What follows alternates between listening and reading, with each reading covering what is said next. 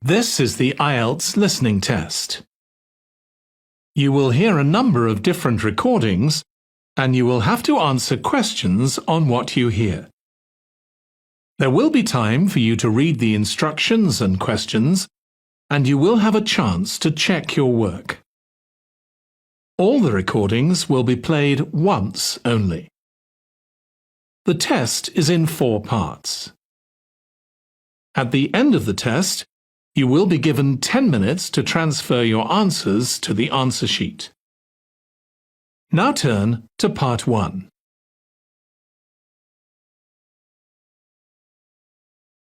Part 1. Listen to Jane and her friend Sally discussing Jane's preparations to go on a tour abroad. Look at the questions 1 to 5 on the form now.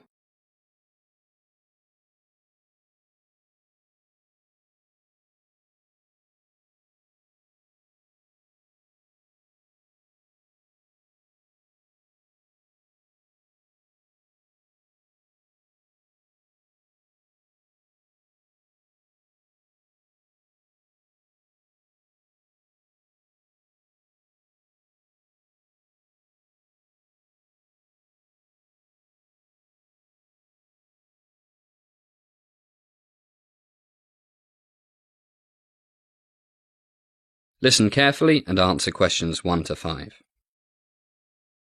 Who is it? It's me, Sally. The door's open. Hi.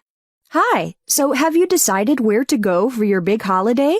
Finally, I narrowed it down to Southeast Asia or India and Pakistan and decided on Southeast Asia. Southeast Asia. Wow, sounds romantic. Decided when you'll leave? I have to be back in time for the new term, so I want to leave by July 1st. That's a long trip. 3 months nearly. Don't you think it's too long? No, I want to do research on recycling while I'm there for my environmental studies course next year.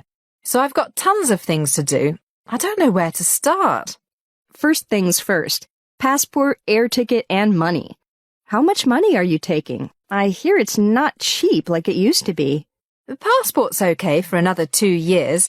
I'll go to the travel agent tomorrow, and I reckon £3,000 should be plenty.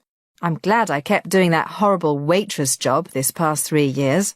1,000 a month. Sounds plenty. Including airfare? No, Dad's got a frequent flyer award, so I should be able to get to Singapore and back for nothing. Yeah, but you have to be careful. Normally, those free ticket things mean you can only fly when there are empty seats. Don't want you to get stuck there until all the rich Asian students have flown back here after seeing their families. Look at questions 6 to 10.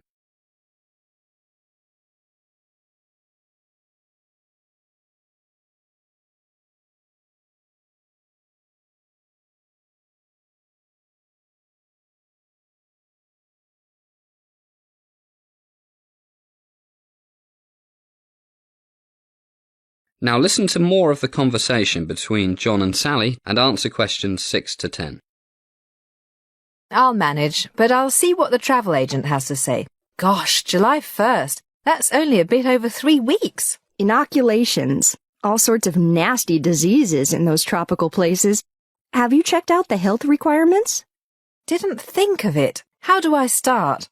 I think there's a Ministry of Health webpage that tells you what injections and pills you need before you go to different countries. Yellow fever, malaria, that sort of stuff. How many countries do you plan on visiting?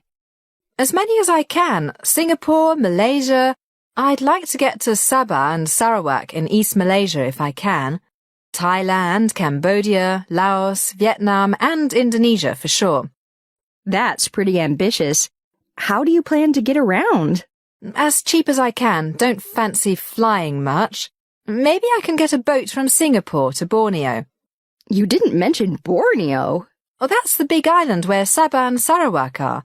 Most of it belongs to Indonesia. Oh, I know. And Brunei, right? That little place with tons of oil. Right. Have you still got your camera? Yeah, and Dave has promised me a digital video camera for my birthday. But your birthday isn't until late July. An early birthday present. That's what brothers are for.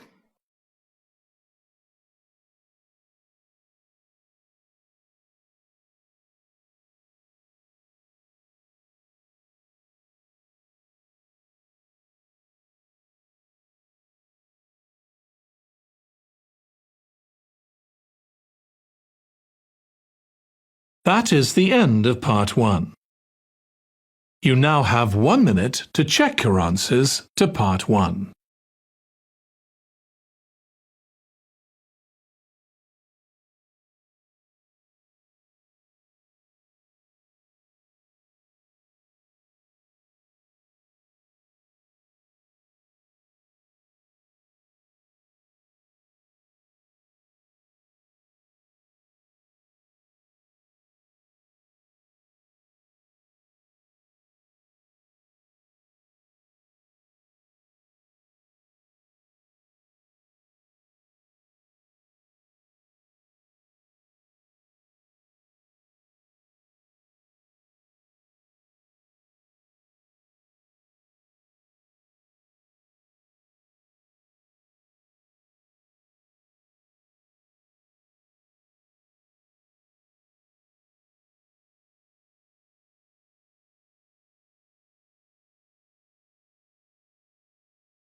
Part 2.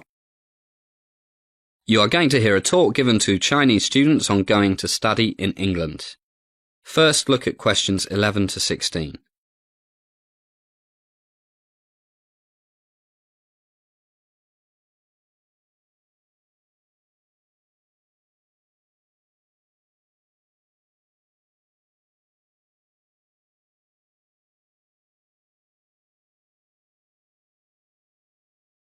As you listen to the first part of the talk, answer questions 11 to 16. Good morning, everybody. I'm Richard Smethers from International Students Consulting. And welcome to today's talk on what you need to know and think about prior to going to study in the UK. Probably the biggest question is that of housing. It can be very expensive, especially in London. And the halls of residence in most universities are certainly not cheap. That's what you pay for convenience. Probably the best thing for most of you, I believe it's the first time any of you have studied in the UK, is to try to find a vacancy in a coop house with other students. If you are keen to make maximum progress with your English, I would suggest that you try to find accommodation with at least one native speaker. So many foreign students end up living only with people from their own country, and I've actually known cases where their English is worse after 3 years than when they arrived. One advantage of living with British students is that they'll probably have experience of dealing with landlords, looking after the bills, and other things that might be done quite differently in your home country. So how to find shared housing, any housing? Arrive early. It's best to try and be in the town or city where you'll be studying at least a week before the start of term. If you leave it too late, you'll be competing with thousands of other students all looking for a place to live. And one of your first stops should be the housing office. They have a database of all types of off-campus accommodation, and the early bird catches the worm, as they say. You'll probably meet other students at there in the same boat you are. And chat with people. If you meet any that seem to be the type of people you could get along with, then you might well sort out your accommodation quite quickly with them. Now look at questions 17 to 20.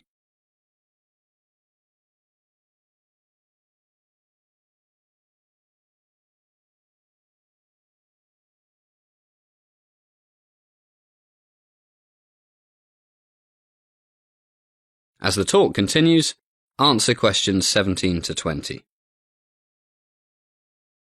Now, I know that a few of you will be going with your sponsors. Sharing a house or a flat with other students is probably not what most of you would prefer. If you are trying to save money, a studio flat, which has a bedroom and living room combined, and a place to cook, is usually cheaper than a flat with a separate bedroom and a kitchen. But remember, you will probably need somewhere to study at home. Once you have found a place to live, there are a few things you should check out very carefully with the landlord or the estate agent. Quite a few estate agents look after the renting out of housing for one or several landlords. First, how are you going to pay the rent? By the way, I forgot to mention that you should open a bank account very soon after you arrive. You might want to open a savings account for the bulk of your money and keep some in a current account for paying the bills. The advantage of the former is that you get more interest on your deposit, but you usually can't write checks or arrange to pay such things as electricity, gas, telephone, and water bills, plus what you owe the landlord. These are normally paid on a monthly or quarterly basis with what are called direct debits and standing orders. The rent, of course, is usually paid monthly, and most landlords want a deposit of 1 or 2 months' rent to pay for any damage you might do. Accidents happen, and it's sad but true that there are thieves everywhere. Make sure you have good locks on your doors and windows, and insist that the landlord or estate agent changes them if they are not up to scratch. You should take out insurance for major items such as personal computers. If you have a car, then insurance is required by law. And if you think you may want to get a car, make sure you take your current driving license with you, because it may help you get cheaper car insurance. But the most important type of insurance you should take out is medical insurance. Falling off your bike and breaking your arm can be a very costly business if you are not protected by insurance. Unlike the Student Union Advisory Service in your university, I am not allowed to offer you the best advice on what insurance company to use. Now, what about working? If you have a student visa for longer than 6 months, you can work for up to 20 hours per week during term time or 40 hours per week otherwise without applying for permission from the Home Office. And if you have a UK visa based on a relationship to someone with a long-term visa in the UK, you will normally be free to take up any sort of employment in the UK.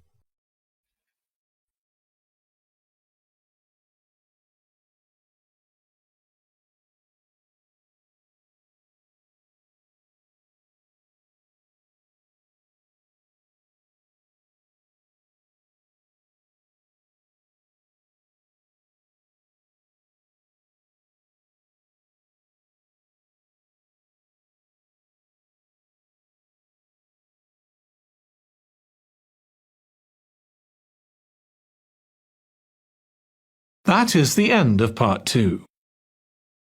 You now have 30 seconds to check your answers to part 2.